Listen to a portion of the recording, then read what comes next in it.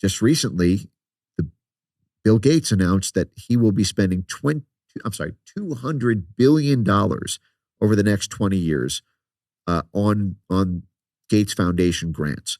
So $200 billion. So the Gates Foundation is basically stepping up to become the new big daddy USAID for all these issues. And the Gates Foundation funds a huge amount of this censorship work. All that stuff about COVID censorship, well, all that is a huge threat to Gavi and to all of the pharmaceutical companies that Bill Gates owns or has huge equity investments in. And so the Gates Foundation is sort of becoming now this big floating USAID. I mean, $200 billion is just a huge amount to think about. I mean, unfathomable. USAID is a $44 billion annual budget, which is a huge amount of money. But the Gates Foundation is now going to have $200 billion. Now that's over 20 years, but that's $20 billion a year. And that was just announced last month. But at least now they'll have to pay for it.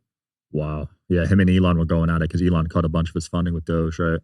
And in fact, one of the first things that my organization did was an analysis of the 26 NGO threat letter that was sent to Elon Musk right after he announced the acquisition of X, in between acquisition and closing. You may remember he got this mysterious threat letter that if you go through with your stated intended threats to cut the trust and safety team and to roll back content moderation, say goodbye to your advertising. We're going to work with the global advertisers, the GARM and the World Economic Forum and the National Advertisers Associations and all the major brands to bankrupt Twitter, as it still was at the time. 12 of those 26 NGOs were funded by Bill Gates. Whoa. Yeah. So that war was brewing. It's a proxy war. Yeah, that was behind the scenes going on for a little bit. Damn, that's crazy. 12 out of the 26. So Bill Gates is really at the head of the snake with this stuff, huh? He wrote a whole book about how we need to censor the internet after, at the height of COVID. He wrote a whole book about, misinformation as an attack on democracy. I mean, he's using the same verbiage that the CIA and the State Department and USAID do about democracy. And public health institutions are vital to the health of our democracy, just as they're vital to public health. But yeah, Gates is all over this because for a number of reasons. Obviously, it's the public health stuff that he's financially overinvested in, but then also Microsoft itself.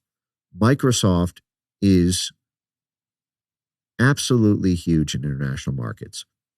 Microsoft is what it is because it's not just the U.S. standard. It's them and Apple. They're the global standard. And not only that, they're one of the most overexposed companies to China.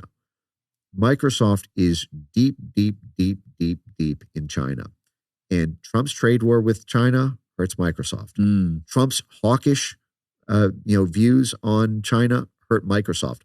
Trump's diplomatic altercations with China hurts the standing of Microsoft with the CCP. And so Microsoft has been going around funding censorship directly, not just the Bill and Melinda Gates Foundation. Microsoft works with CIA cutouts like the National Endowment for Democracy. They sponsored NewsGuard, the information integrity rating system that called anyone who questioned the COVID vaccines or anyone who believed that there may have been fraud in 2020. They went after Breitbart, One America's Voice, Real America's News, a Gateway Pundit, basically anybody who was pro-Trump. They worked directly with the advertisers to kill their advertising revenue. And they were literally like a seed of Microsoft. Before they released their first commercial product, they were incubated in Microsoft's Protecting Democracy program. Wow. Microsoft doesn't give a flying fig about democracy.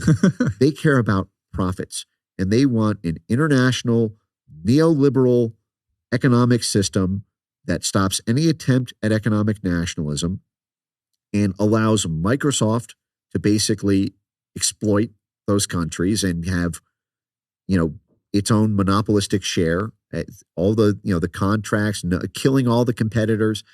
And So they don't want economic populism or economic nationalism. So they're funding the censorship organizations to kill any populist movement in Germany, kill any populist, because NewsGuard operates in Germany. They operate in France. They operate transatlantically. They go after all of these. And by the way, who's on the board of NewsGuard? The board of advisors, Michael V. Hayden, General Michael V. Hayden, the former head of the CIA, also the former head of the NSA, also a former four-star general.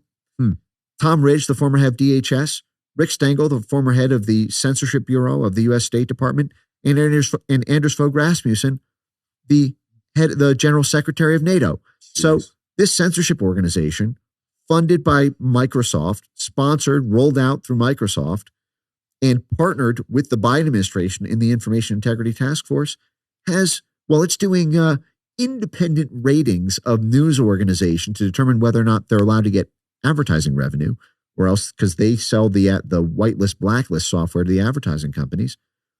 It's not a bunch of plucky independent journalists. It's the head of the CIA, the head of the NSA, a four-star general, head of DHS, head of the Censorship Bureau of the State Department, and the friggin' head of NATO.